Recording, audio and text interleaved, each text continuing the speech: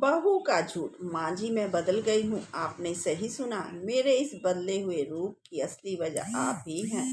रीता ने अपनी सास अलका से कहा। वह तो मैं देख रही हूँ। बहू, तुम हर बात का उल्टा जवाब देती हो। अलका ने गुस्से में कहा। पिछले 5 साल से अपने पति रवि के साथ दिल्ली में रहती थी, ससुराल से दूर, क्योंकि रवि की नौकरी एक अच्छी कंपनी में थी। इसलिए वह अपने 4 साल के बेटे को लेकर पति रवि के साथ ही रहती थी। अलका जी के छोटा बेटा बहू उनके साथ रहते थे। जब रीता शादी करके आई तो वह अलका जी के वो बहुत इज्जत मान देती थी, लेकिन अलका जी हमेशा अपनी बहू रीता को नीचा दिखाने की कोशिश करती। कभी भी उसके किसी काम की तारीफ नहीं करती थी। शादी के बाद जब रीता पहली बार गर्भवती हुई तो उसने सोचा कि शायद अब माँ के मन में कोई बदलाव आ जाएगा, लेकिन वह तो उसे और भी परेशान करने वह सब रीता का पति देखता था, लेकिन वह कुछ ना कहता कि घर में क्लेश होगा, इसलिए वह चुप रहता। रीता को अभी कुछ समय ही हुआ था आए हुए। एक दिन सासू माँ का फोन आया कि बहू, तुम्हारे साथ जिनकी भी शादी हुई है वो दो दो बच्चों की माँ बन गई हैं, लेकिन तुम एक ही बच्चा लेकर बैठी हो। यह सुनकर रीता ने कोई जवाब नहीं दिया। उसने अपने पति से बात की। रवि ने कहा कि किसी से कभी कोई सहायता की उम्मीद मत करना। रीता ने कहा, दो बच्चे होने चाहिए, दुख सुख में एक दूसरे साथ देने के लिए। वह तो मुझे भी मालूम है, लेकिन हम यहाँ बहुत दूर रहते हैं, कैसे मैनेज करेंगे। उधर अलका जी अपनी बहू को रोज फोन करके परेशान करती। अब रीता को भी अपने पति की बात समझ आ गई थी। उसने सोचा कि जब मेरा बेटा 6 साल का हो जाएगा और अपना थोड़ा बहुता काम करने लगेगा, तभी मैं दूसरे बच्चे के बारे में सोचूंगी। उधर सासू माँ ने कहा, बहू तू मुझे खुशखबरी तो दे, मैं भाग चली आऊंगी। जब बेटा 6 साल का हुआ तो एक दिन रीता ने फोन करके अपनी सासू माँ को अपनी गर्भवती होने की बात बताई और कहा कि आपने कहा था कि मैं आ जाऊंगी, लेकिन अलका जी ने कहा कि अभी तो बेटा थोड़े ही दिन हुए हैं, अभी तुम खुद ही समय काट लो, मैं फिर आ जाऊंगी। करते करते 7वां महीना लग गया। एक दिन रवि को अपने काम से एक हफ्ते के लिए बाहर जाना था।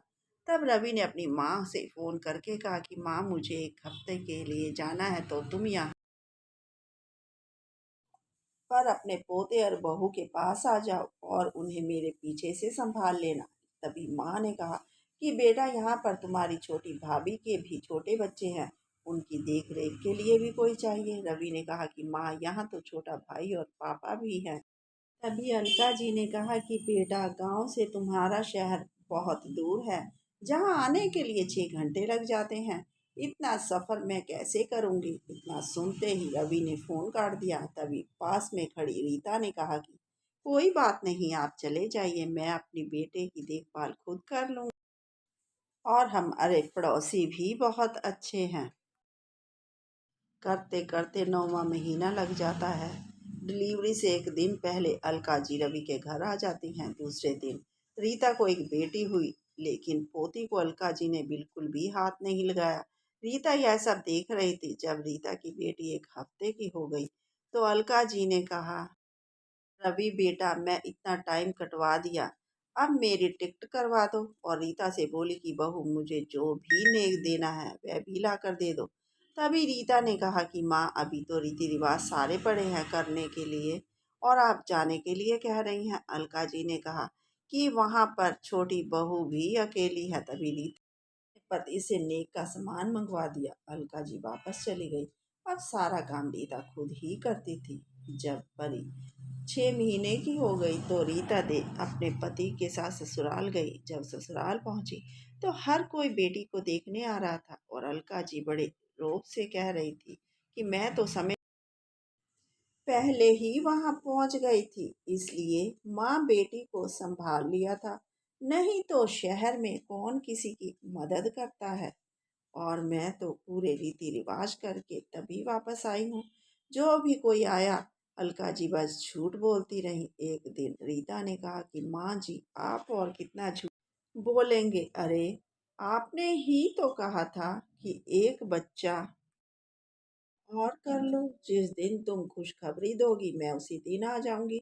लेकिन तुम तो एक दिन पहले आई और अपनी पोती को हाथ भी नहीं लगाया कि लेक लेने के लिए तो बहुत बड़ा मुंह खोल लिया था।